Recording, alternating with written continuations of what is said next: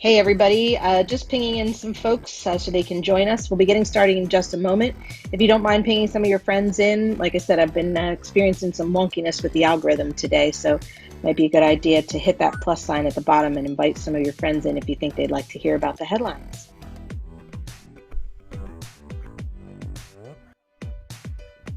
Yes, thank you for that. There have been some issues. I am pinging some people in on the plus sign. Thank you, Angela. How are you doing? It's great to see you as always. You too, yet another sunny day from the UK, but we'll get to the weather later. Pretty soon it'll be, and it's raining again. I know, soon enough. Don't remind me. Right on. All right, everybody. Yeah, thanks for tuning in. If you also want to check out the live stream, we just got the live stream going. And with that, you can go to musicindustrycity.com and you can just watch the live stream right from there. Or you can also subscribe on YouTube and a bunch of other platforms. Here we go with the countdown.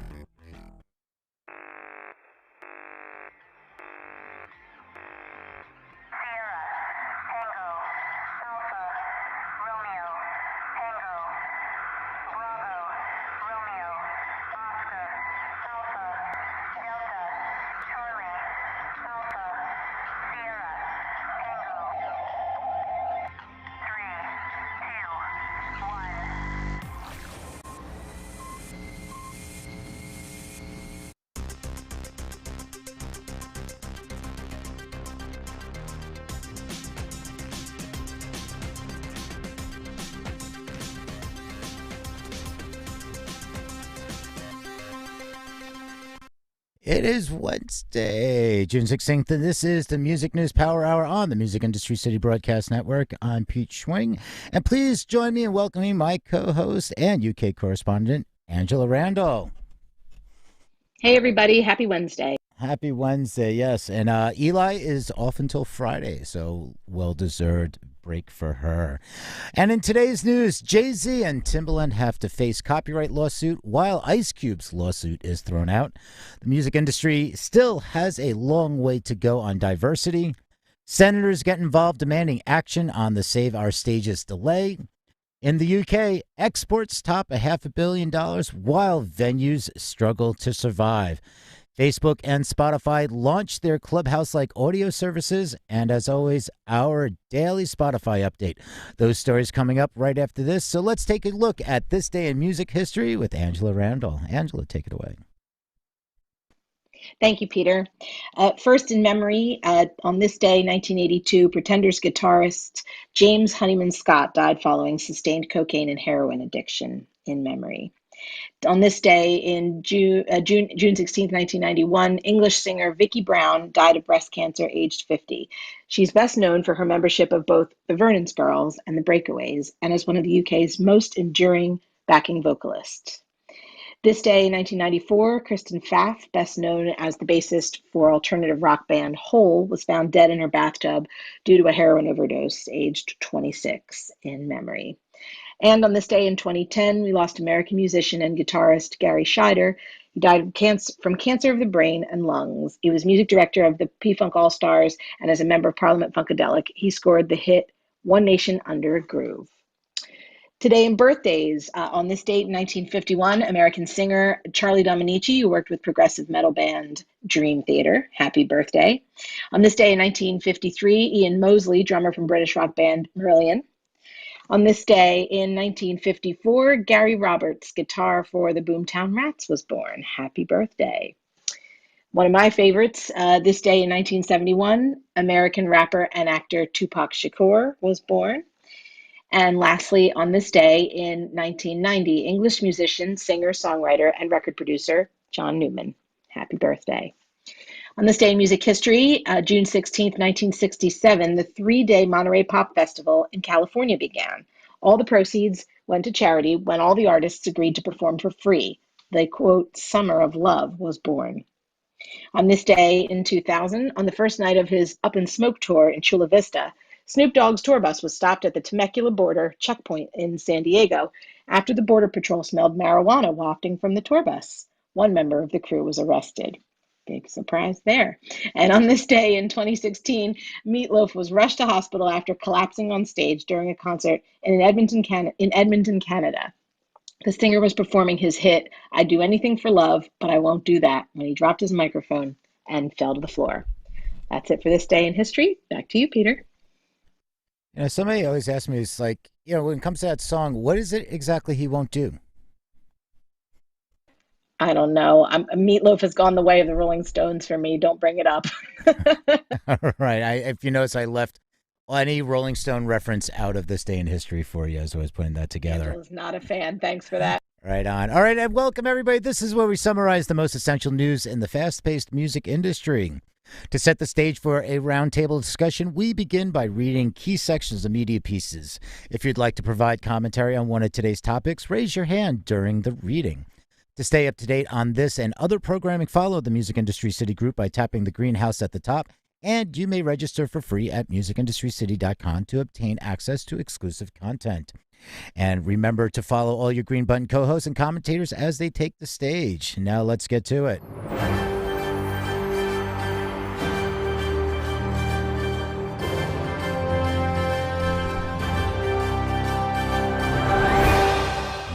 And this first piece is from digitalmusicnews.com. And I also want to say hi to the Rumster, who's coming in from Twitchland. How you doing? And everybody else that is catching us on the live stream, just saying hi there. All right, so this is from Digital Music News. And if you want to access all the articles mentioned in today's show and throughout the week, you can visit musicindustrycity.com and click on the show notes graphics so you can follow along at home or wherever you might be. All right, Jay-Z, Timbaland must face a copyright lawsuit over an allegedly stolen guitar riff, the judge rules. The article starts off with Jay-Z and Timbaland and music publishers must face a copyright lawsuit over a 60s guitar riff.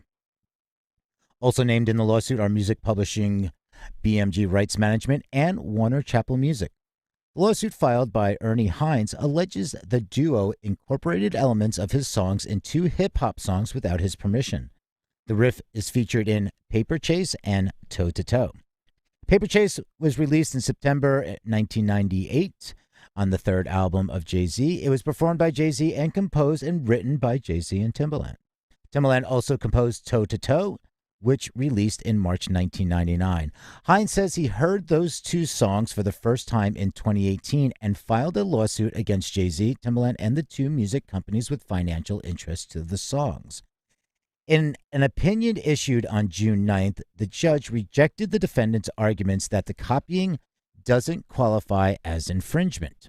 Defendants in the case argued that Hines cannot state a claim for copyright infringement because he, quote, does not identify what musical content is allegedly contained in the guitar riff or how such musical content is protectable. Judge also wrote, with respect to the first argument, the court concludes that Hines has sufficiently alleged the protectability of the guitar riff. Copyright law protects a song's notes and rhythm, and it is precisely these elements of the riff that Hines alleges the defendants copied. In a report attached to the complaint incorporated as a reference, musicologist Joe Bennett states that the two hip-hop songs, quote, contain identical or near-identical pitches and rhythm values as the opening bars of Hines' single. The defendants allege the guitar riff is not protected because it is not original. They cite the Bennett report, pointing out that Hines copied the riff from, quote, a widely used public domain melody titled Misterioso Pizzicato, which first appeared in 1940. Judge says originality does not require a large amounts of creativity and that Hines' guitar riff clears the bar. The riff takes its basic structure from the public domain work, but it, quote, uses some different pitches and rhythmic values rather than being a one-to-one copy. And the musicologist also went on to say that 84% of Paper Chase contains audio samples of the Help Me riff, and part of that riff also makes up the guitar audio loop that cycles on the Toe to Toe track. So, going to continue watching this. And if anybody has any experience with copyright law and wants to join in the conversation, feel free to raise your hand. Because we are also going to continue over to Complete Music Update, and this one is the judge dismisses Ice Cube's lawsuit against Robinhood. The article starts, the judge overseeing Ice Cube's legal battle with the Robinhood stock trading app has, as expected, dismissed the rapper's lawsuit. although his legal reps say that the decision is simply procedural, noting that the judge has given their client 21 days to submit and amend a complaint. Ice Cube sued the financial service firm over an article it posted to its Robinhood Snacks news website, which featured a picture of the rapper and the caption, quote, "Correct yourself before you wreck yourself," a play on the lyric, "You better check yourself before you wreck yourself," from his 1993 track, Check Yourself. He argued that the use of his photo on the article implied he was endorsing the company, and he added in no uncertain terms in his lawsuit he didn't want anyone thinking he had any connections to, quote, "an unscrupulous and predatory conglomerate that professes to be a financial services company for the everyday person, but which is, in truth, a wolf in sheep's clothing." Ice Cube is not one known to hold back, so he definitely wasn't happy about this one. The rapper specifically accused the Robinhood company of infringing his trademark and publicity rights. For his part, Robinhood denied all those allegations and sought to have the case dismissed. After hearing arguments from both sides last week, Judge Beeler said that deciding on whether or not to grant Robinhood's motion to dismiss depended entirely on whether or not the use of Ice Cube's photo had in any way implied endorsement. Beeler didn't seem convinced that it had during last week's hearing, and she confirmed that viewpoint yesterday. Quote, "This court dismissed the complaint for lack of standing because the plaintiff did not plausibly plead that Robinhood's use of his identity suggested the endorsement of Robinhood products." She added, "Robinhood used Ice Cube's picture and paraphrase of a line from his song to illustrate an article about market corrections. That illustration does not suggest that the plaintiff endorsed Robinhood, even if Robinhood uses celebrity endorsements, including Nas and Jay-Z, to promote its actual products, as the plaintiff alleges." So Ice Cube countered that it's not really true because the news service is a marketing tool for Robinhood's other services, and therefore articles on it are actually promotional. Because they're also saying that, they say Robinhood stressed that its Snacks website and bulletin was an editorial service and completely different, separate. So this is interesting, to see this. It's kind of like, at what point, where is that line? If I start posting, "Hey, we think this is great," without actually saying the name of the company, as long as we don't put the name in the company, is that how it works? We can put it up on our socials, or we can put it up on our blog posts and use celebrity names. I don't know how it works. Anybody have any thoughts? I can't tell whether Robinhood just got some free publicity because they basically used a meme to illustrate something that everybody would understand, or if Ice Cube just got to be totally savage and call out Robinhood and his feelings on the whole crypto thing, and using Robinhood and their trading um, practices as a just as an aside, just to call them out for whatever reason. I can't really see who makes out better or worse here, but it's an interesting one. Yeah, I wonder if there's some, because I mean, that was a savage clapback. That was like, I Yeah. mean, that was premeditated. That wasn't something that he just came up with. He saw it and said, that's what it is." I mean, this is something that's probably runs a little deeper. So we'll see if anything unfolds from this. Moving over to Yeah, and Variety, the music Ice Cube is industry no has a stranger to long way to me. go on diversity. USC Annenberg report concludes. Black and underrepresented artists may be heavily represented on the charts, but the music companies that release, promote, and tour those artists have a long way to go when it comes to diversity in their executive ranks, according to the, quote, "Inclusion in the music business, gender and race, ethnicity across executives, artists, and talent teams." An authoritative new study from the USC Annenberg Inclusion Initiative. The report can be found in its entirety from a link on this article on Variety. If you'd like to find that, you can go to musicindustrycity.com, click on the show notes, and it'll take you to this article. The study found that across 70 major and independent music companies, just 13.9% of top executives across were from underrepresented racial and ethnic groups.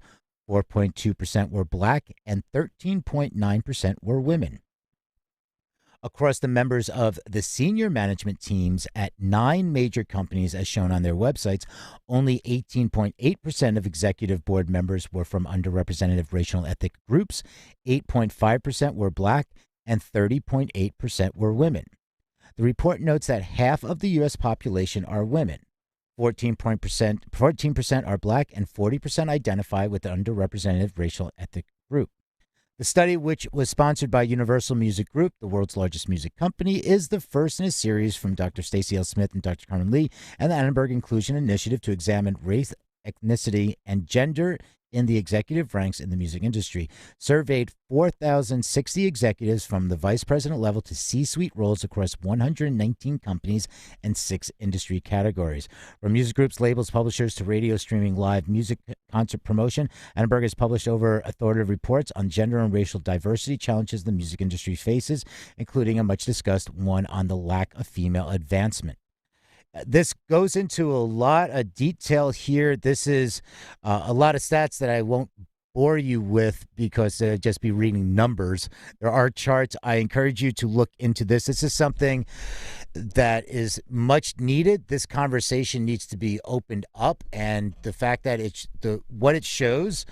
We're talking about 4.2% of CEOs across the top 70 companies were black. 30.8% of managers for established artists were black. 11.1% agents for established artists were black. So there's a lot more to this. And when you compare that to 43.8% of established artists were black. So while there's representation, a higher representation of the artists, there's a less representation of the support teams behind them. Yeah, we're making great strides over in the UK with using these diversity studies to make changes. I think we've covered it in this room quite a few times. So it's good to see that it's happening everywhere and not just in isolated pockets around the world. Right. Yeah. I mean, we did some coverage last week or the week before, and about what's happening over in the UK, and it's really great to see the organization stepping up and bringing more awareness to this. All right, so we're going to stick with variety here, and Senators Klobuchar and Cornyn demand immediate action by SBA over Save Our Stages delay.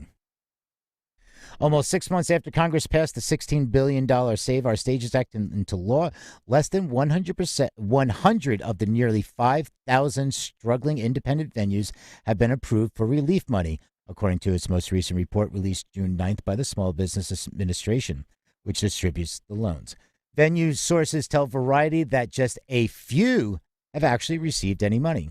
The shockingly dysfunctional state of affairs, which has included broken websites and reams of bureaucracy, including venue owners being inaccurately informed that they have been deemed dead by the SBA's research, stand in bold contrast to the initial $800 billion Paycheck Protection Program and the more recent $29 billion Restaurant Revitalization Fund, which delivered relief money to businesses within days.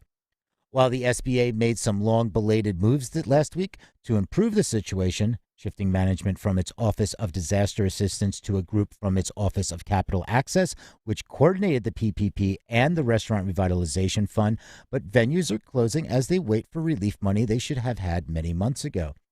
It took 8 months of intense lobbying to pass the Save Our Stages Act, and sponsored by Senator Majority Leader Chuck Schumer and dozens of other congresspeople. And on Tuesday, Klobuchar and Cornyn wrote a letter to the SBA chief, Isabella Guzman, imploring her to, quote, take immediate action to ensure that the relief reaches eligible applicants without further delay. While its language is less inflammatory than the letter sent by Arizona Congressman Greg Stanton last week, which read in part, quote, so far, the SBA's rollout and execution of the grant program has been a disaster. What can I tell my constituents to explain why the SBA can't get it together? It doesn't pull punches in criticizing the SBA's insistence on strict compliance, unnecessary delays, restrictions on communications with grant applicants, and bureaucratic processes. The Small Business Administration ineptitude is actually helping big businesses. The venues owned by giant corporations like Live Nation and AEG have already begun reopening and putting on concerts, while the small venues that Save Our Stages was designed to protect can't even reopen until they receive the funds that were passed into law nearly 6 months ago. Whether the senator's letter or any other effort will salvage this tragically bungled relief effort before many other venues are forced to close will remain to be seen.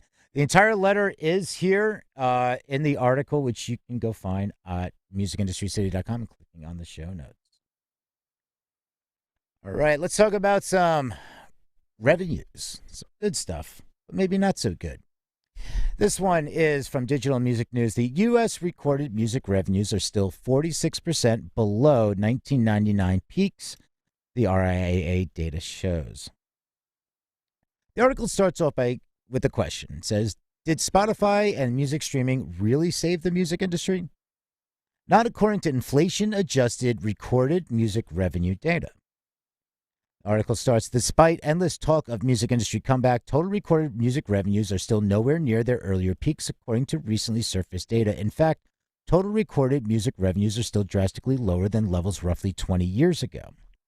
According to inflation-adjusted data from the Recording Industry Association of America, total recorded music revenues in 2020 were $12.2 billion, which is approximately 46.2% lower than the industry's 1999 peak year total of $22.7 billion. That strongly challenges assumptions that the music industry has already completed its return to glory. Instead, the latest data, which is importantly inflation-adjusted, tells an entirely different story. While U.S. recorded music revenues are certainly ramping upward from $10 billion lows experienced just 5 years ago, they are nowhere near the robust revenues witnessed in the mid-1990s and early 2000s.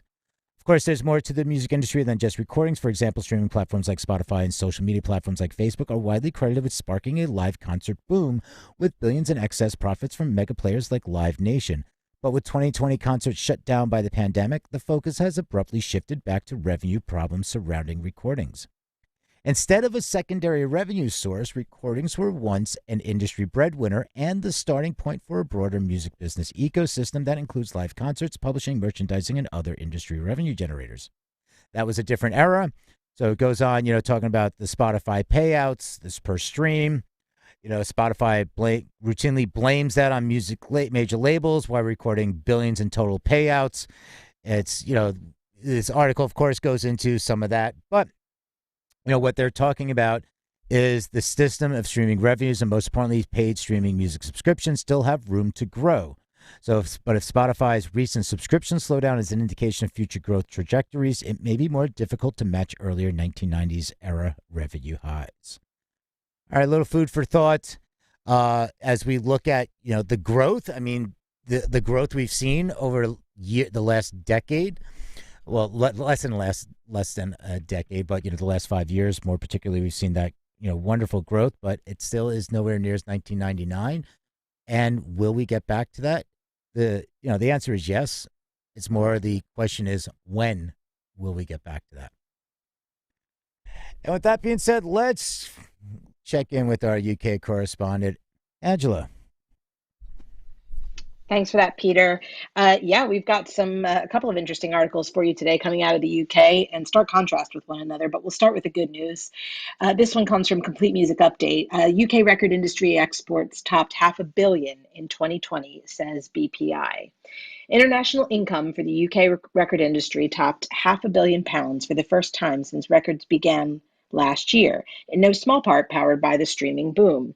However, the international music marketplace is getting more competitive, and the UK government should pursue a number of initiatives to help the British record industry to continue to compete and grow its exports. This is all according to record industry trade group BPI.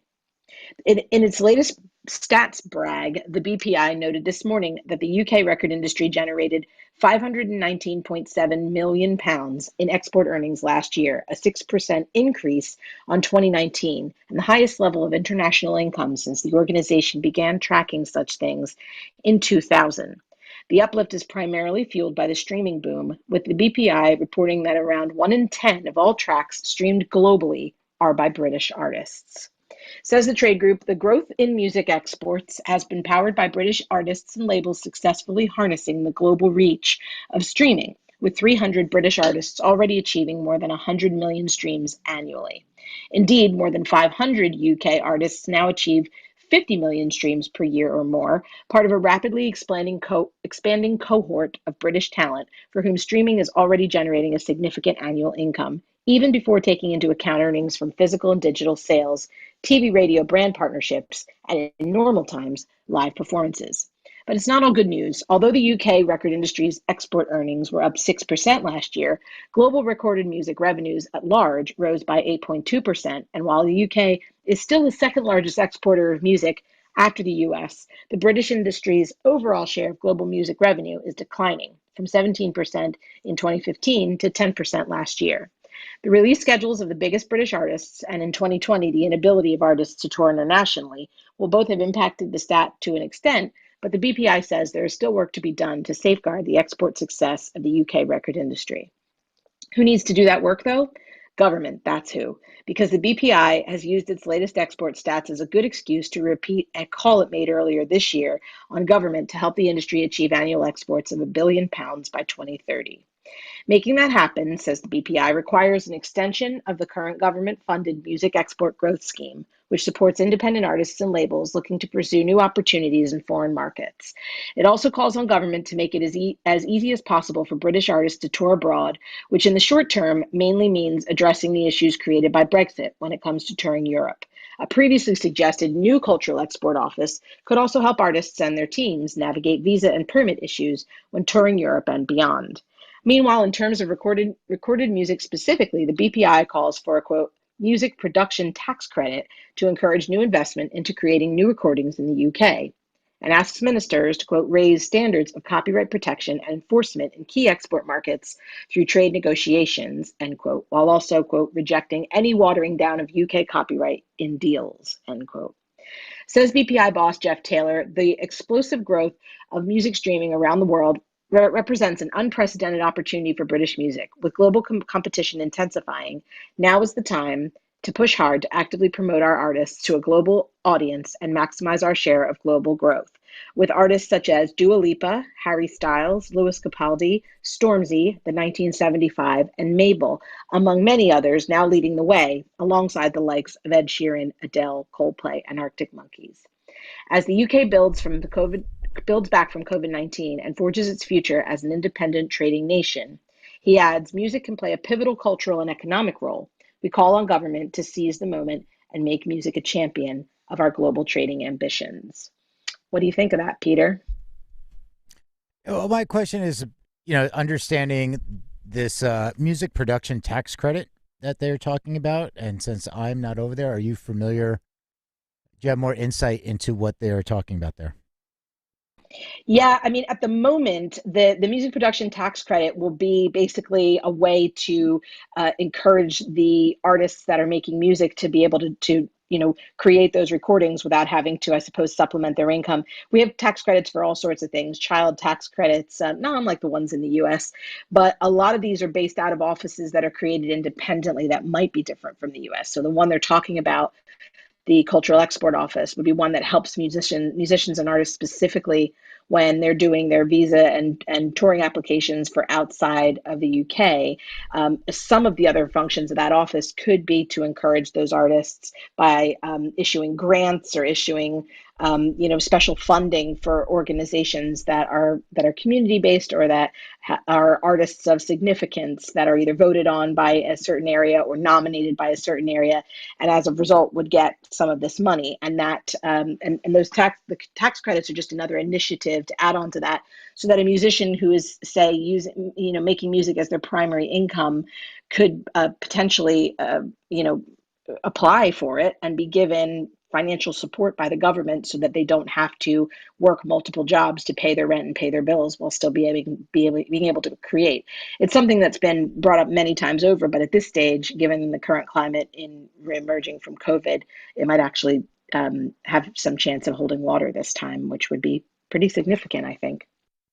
Yeah, I mean, it's with everything still shut down, that extension. I mean, anything they can do, especially going back to the other articles talking about how streaming is important as a revenue source, and now it's under the microscope because as it was more of a supplemental or an additional source to live events and merch and everything, all the revenues that goes along with that. Now streaming is really under the microscope.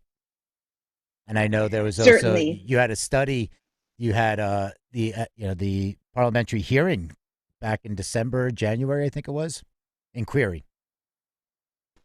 Yeah, exactly right. It was an inquiry to sort of look into their the possibilities of being able to support the industry, because obviously they can't say that musicians just aren't working hard enough if they can't actually physically go out and tour, which is a large proportion of their income. Same thing with merch. I mean, if there's no show going on, people aren't just going to buy shirts with your face on it. They want to buy a shirt because they went to the thing. There's no thing to go to. Right. There's really nothing to commemorate, really. So, and understanding that's a reasonable expectation for, it's the same with when they close restaurants and nightclubs. If there's no one in your venue, you can't sell them drinks and food. So how do you expect them, to operate? The case is being made over and over again that being a musician is not a a luxury. It is an actual real job that people really do and contribute to the culture. So they should be looked after in the same way restaurateurs are, or retail, and Well, other cultural outlets. even in other countries, over spanning a decade, other countries have approached their whatever their term for their Ministry of Culture.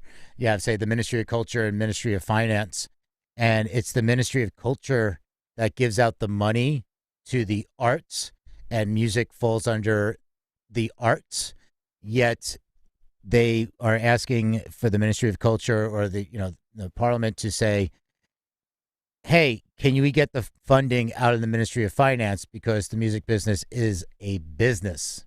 It's not this cultural art. Yes, there's culture and there's art to it. Yes, but it is a business, and you know the Ministry or Department of Finance has more money to give than the Department of Cultural and Arts. So that they That's very true. Yeah, but in here, and this is a kind of interesting aside for you, just for your information. Here, the Department for Digital Culture, Media, and Sport are our Department of Culture and Heritage. Which, if you can imagine that they're putting all of those things into one combined effort. I mean, there's no problem with the Euros going on right now. That's the big sporting event that's happening in the UK and around Europe.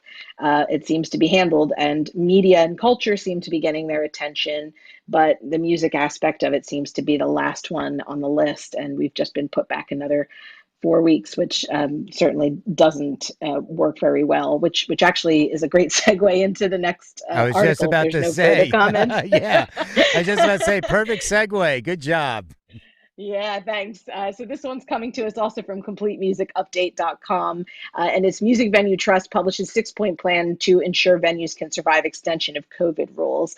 We covered this quite a bit yesterday, and I'm sure everyone's well aware now of UK Prime Minister Boris Johnson's confirmation on Monday that plans to lift remaining COVID restrictions on the 21st of June will now not go ahead because of concerns about the new Delta variant of the coronavirus. That means that full capacity live shows that have been due to return on the 21st of June will now not be possible until mid July, with the 19th of July the new target date for the remaining COVID rules to end. So the move to do that has been criticized by many in the live sector, who argue the government's own events research program has demonstrated that well managed full capacity events don't actually pose any higher risk of COVID infections among audience members than if people go to shopping centers or restaurants, or, like I said before, the aforementioned football games. Others have argued that the current rules are inconsistent and unfairly target the entertainment industry. However, given that another month's worth of full capacity events in England do now have to be canceled or postponed, the live sector's priority in the short term is securing extra government support for those affected by this latest extension of COVID regulations. It's quite long, but I do just want to give you the six-point plan because it is quite informative and can really be a sort of blueprint for anyone who's facing the same things in the U.S. The first one is to extend the moratorium on commercial eviction, due to end 30th of June until 30th of September. No grassroots music venue would face eviction because the government won't allow it to open and trade to be able to pay its rent. Second point is to cancel the introduction of business rates from 1st of July and extend 100% rate relief until the 31st of March 2022. It's frankly bizarre for the government to impose a tax on premises it's simultaneously legislating cannot trade in order to pay that tax. A bit bonkers there. The third one is to extend bounce back loans and the coronavirus business interruption loan scheme interest and payment-free period until the 30th of September. Again, it's an unsustainable position for government to permit banks and other lenders it has authorized and funded to loan money to grassroots music venues to seek payment of those loans from the businesses the government says can't operate before they've even had a chance to do so. Number four is to explore the Australian model of rent debt settlement, which has brokered a government-supported division of rent debt. The best landlords in the UK have already reached arrangements with their tenants to share the impact of COVID, but too many have not. And the burden of rent debt cannot and should not be absorbed solely by tenants. Not pursuing an equal division of the burden of unpaid rent across the sector distorts the marketplace, resulting in venues on the same street being heavily in debt or debt free based on decisions made by their landlord. The fifth thing is immediately release the funds held for Cultural Recovery Fund 3, which is the £300 million we talked about yesterday through a rapid distribution process that addresses the immediate threat of permanent closure of grassroots music venues. In the early stages of the crisis, the government responded quickly through the Emergency Music Revenue Fund to ensure closures were avoided. It will not work to release this $300 million in October, November, December. The support is actually needed now. So the government should replicate the April 2020 distribution to address the £300 million in losses the grassroots sector will face in the next 4 weeks. And that's very similar to the relief fund that the US is rolling out, but in our case, it's just distributed differently. And lastly, number six, work with local authorities to release undistributed Restart grant money, currently £1.6 billion, to cultural premises, including grassroots music venues, without delay to address the challenges of the delay to reopening. Guidance can be issued quickly, clearly defining businesses left out of step three as being those which government wishes to see receive local authority support. So that's sort of the cleanup one, where there are restart grants for those who don't meet the criteria for the first five. It's pretty comprehensive, and the MBT has said specifically notable is that the first three measures required are caused by government decision, and it's the government that's ending the moratorium on evictions. It's the government that wants businesses to start paying rates and want them to, and the government that created the terms and conditions of the loans program. So they just want them to not make everything due, considering they have no way to earn that money to pay it back. Then the last three are just to protect them from falling into any further grief or debt. So fingers crossed they get it passed, and I'll keep you updated, of course, as we always do here on the Music News Power Hour. Back to you, Peter. Right on. Thank you for that. A lot going on. Lot to Yeah, pretty unpack. heavy. And hopefully, I mean, I'm sure there's more bureaucracy involved in, they want to allocate it, but it still has to get passed through. Fingers crossed they do it sooner than later, because a lot of people are suffering. Yeah. While we're still overseas, we're going to move our focus really quickly to Spain and Ibiza. So this is from Billboard.com. Again, you can follow all these articles at musicindustrycity.com. And if you click on the show notes, just click on the show notes there, and you can access all the headlines. Spain gears up for a return to live, but everywhere but in Ibiza. Okay, so Spain's summer music scene is gearing up for a strong return, but on the island of Ibiza, the restart of live the music after more than 14 months remains a less certain prospect. While clubs are reopening in Madrid and Barcelona, and some festivals are planned in July, the chances of a summer season in Ibiza, Spain's clubbing hub for electronic dance music, are hanging in the balance. Promoters and venue owners are scrambling to find ways to avoid a second summer shutdown or somehow convince the authorities that they can prolong the season into the fall to make up for some of the lost revenue of a late start. Neil Evans, the artistic director at Amnesia, which is one of Ibiza's largest clubs, says, "I'm quite frustrated that things seem to be going better almost everywhere in the world apart from Ibiza. For months, the regional authorities of the Balearic Islands, which include Ibiza, have tussled with club owners over whether and how to revive their party nights without risking another uptick in COVID-19 infections, which local officials fear could strain the long-term reputation of Ibiza. More than any other music market in Spain, the island relies on tourists, in particularly from the UK and Ireland. In early June, Spain reopened its borders to vaccinated visitors from the US and most other non-European countries. The easing of travel restrictions also extended to cruise ships that will again be allowed to dock at Spanish ports. For visitors from countries deemed to have higher COVID infection rate, the testing hurdle is also lowered to an antigen test rather than a more expensive PCR test. But Britain has so far kept Spain off its green list of countries from which no quarantine is required upon return, to the frustration of the Spanish islands that had hoped their low infection rates would be reviewed favorably by the British government. And this goes on. I mean, this is, they're talking about in Madrid, where regional politicians defied the central government and kept most venues open during the pandemic. Nightlife feels almost like it did before the pandemic, even if clubs and concert halls are forced to limit capacities to 75% and enforce some other rules, including the compulsory wearing of a face mask indoors.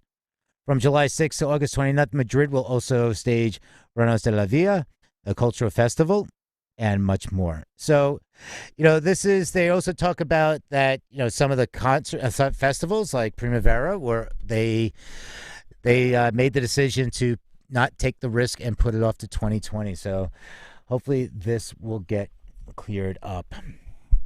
All right, They just released the sorry to interrupt. I just saw it about 5 minutes ago. They released the Mad Cool lineup, which is the Madrid festival. It's like Madrid's answer to Primavera, and it's pretty robust for 2022. So it seems like they're just focusing on a year ahead at this stage. Can we talk about Primavera's 2022 lineup? Hello? Oh my gosh. Oh, hello. They just got, it's like, here you go. Here's everybody. Here's everybody. Here's everybody. All right, Microsoft, we're going to go quickly through some tech music news here. And Microsoft acquired the retransmission streaming rights to all songs in its E3 showcase. All right, are you listening to that, Twitch? Are you hear that? All right.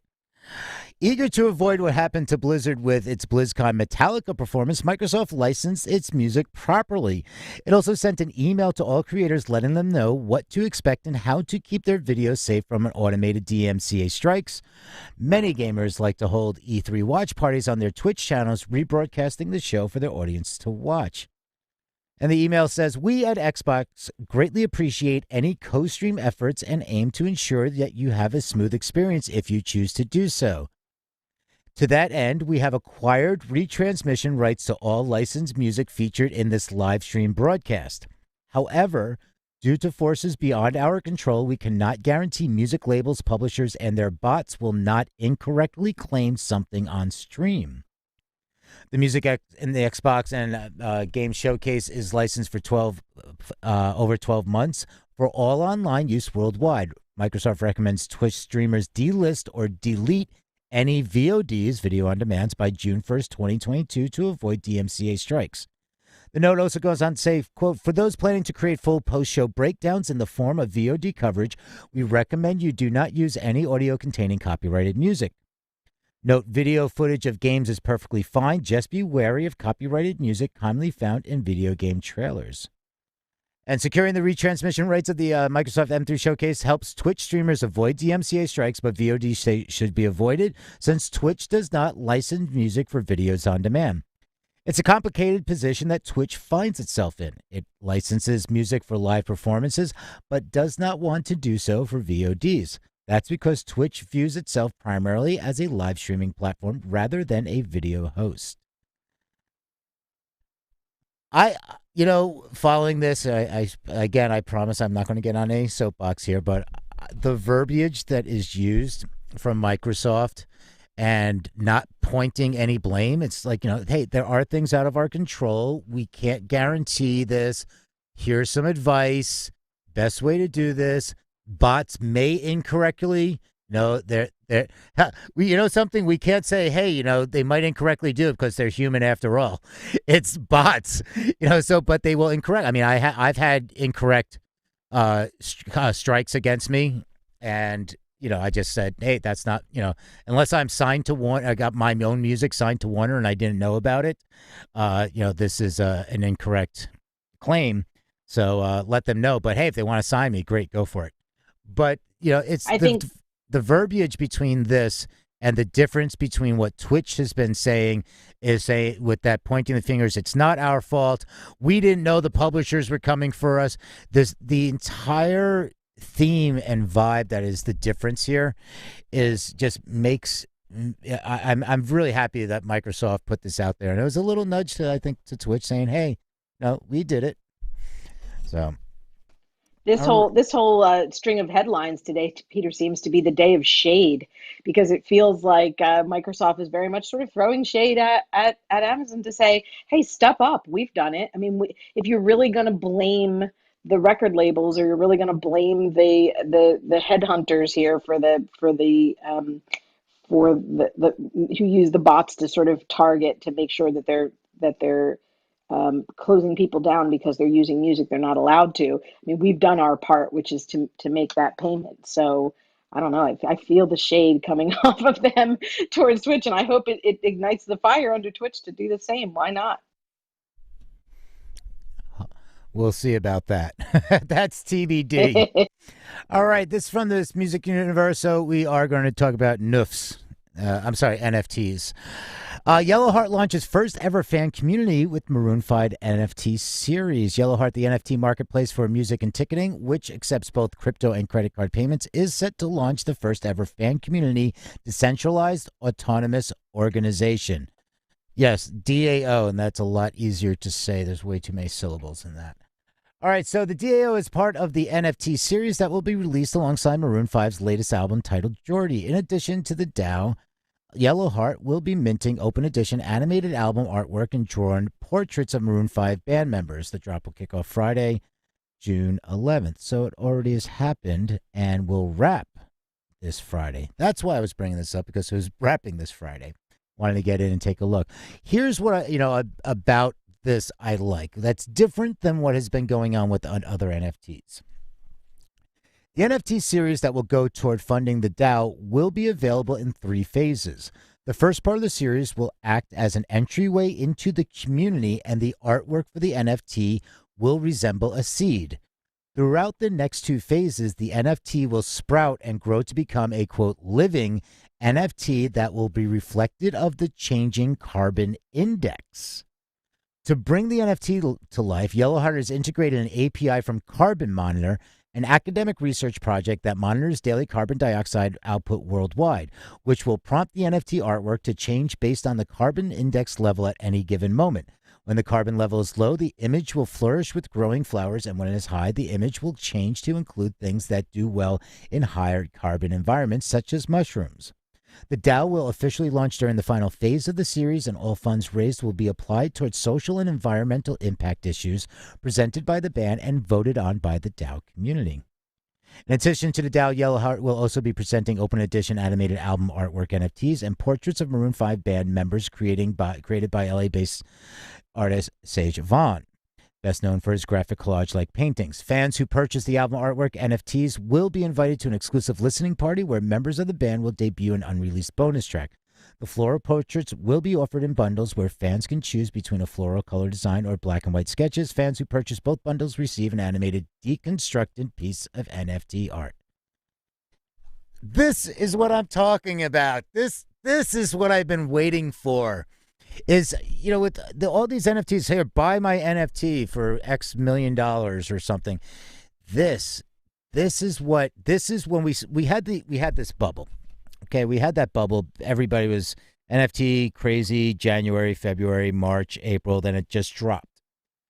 Here's the thing. Of course it's going to drop. Everything was the shiny new object, and you hear these headlines of 63 million, so 69 million, 2.6 million for Kings of Leon, all this stuff, and Deadmau5 and Blau and Christie's. I mean, they made for great headlines, and everybody wants to jump on it.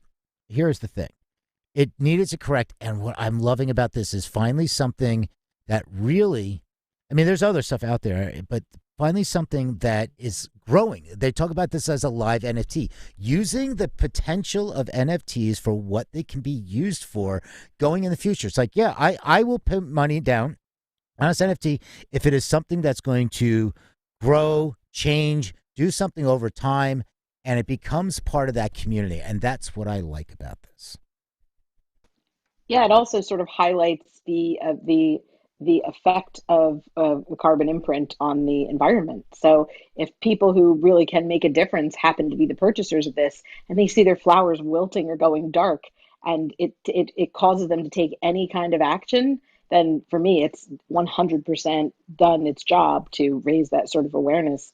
And kudos to them for putting together quite a few things that have notoriously been the barriers to entry for NFTs for a lot of people for a variety of reasons, and sort of correcting all of them in one fell swoop.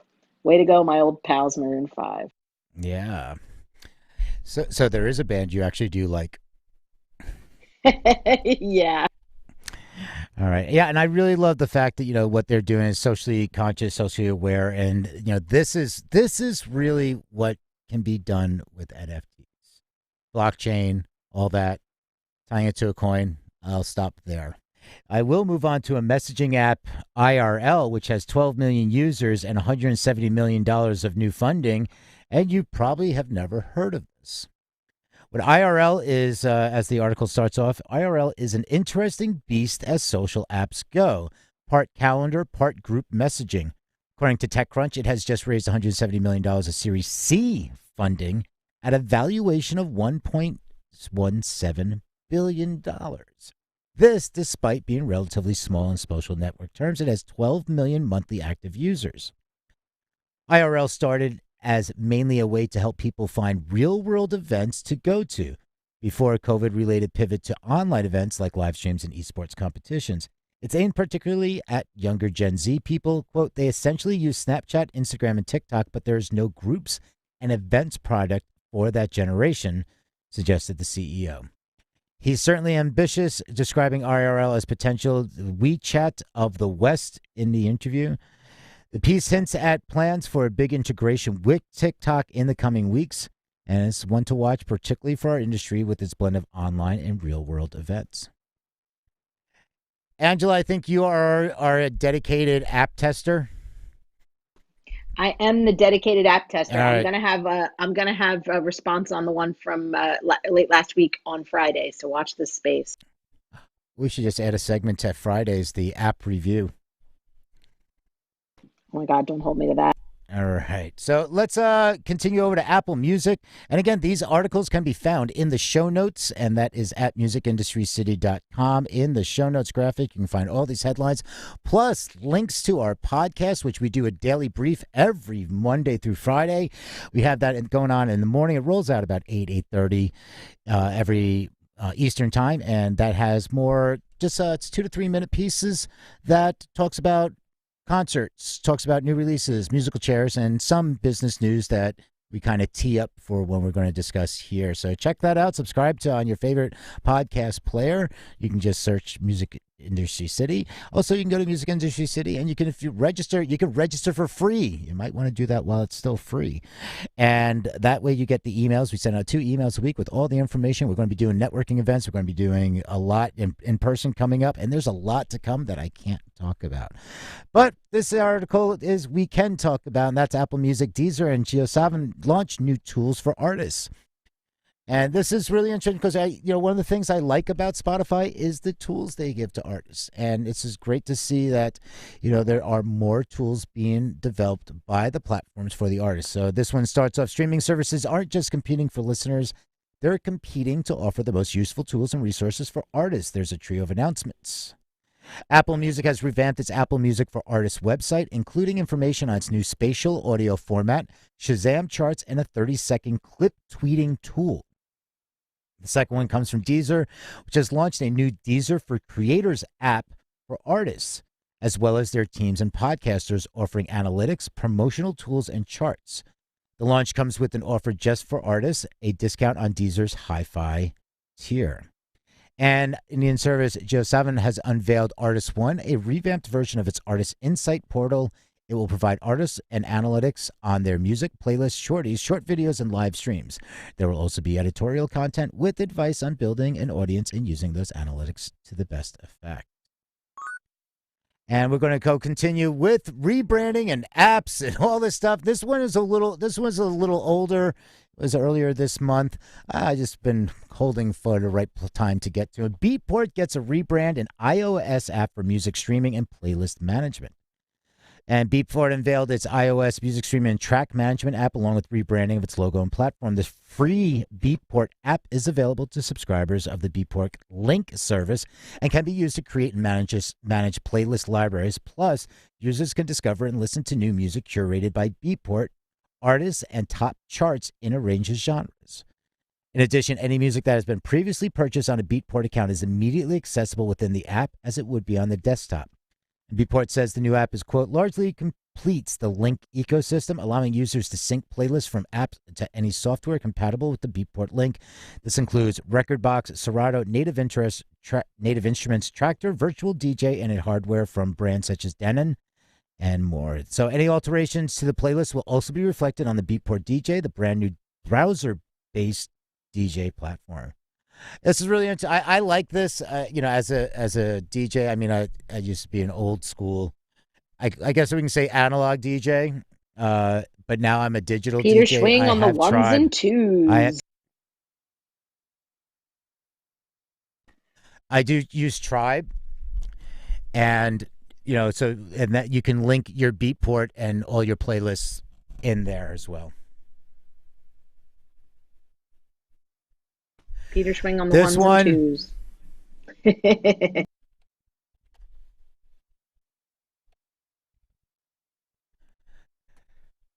This is from TechCrunch. Facebook CEO Mark Zuckerberg hosts the first test of the live audio rooms in the U.S. In April, Facebook announced a slew of new audio products, including its Clubhouse clone called Live Audio Rooms, which will be available across both Facebook and Messenger. Since May, Facebook has been publicly testing the audio rooms feature in Taiwan with public figures, but today the company hosted its first public test of live audio rooms in the U.S. The event itself was hosted by Facebook CEO Mark Zuckerberg, who chatted with fellow execs and creators. And joining Zuckerberg was Facebook VP and head of Facebook Reality Labs, Andrew Bosworth, head of the Facebook app Fiji Simo, and 3 Facebook gaming creators. The creators used their time in the audio room to talk more about their gaming journeys, what kind of games. So it was more of a display of instead of a presentation on what it is. And this has some screen grabs. This is a really neat article. It has some screen grabs. You can take a look at it. And it says the experience of using Live Audio Room is very much like what you'd expect on another platform like Clubhouse or Twitter Spaces. The event's hosts appear in rounded profile icons at the top of the screen, while listeners appear in the bottom half of the screen as smaller icons. In between is a section that includes people followed by the speakers. The active speaker is indicated with a glowing ring in shades of Facebook blue, purple, and pink, and verified, a blue check appears next to their name.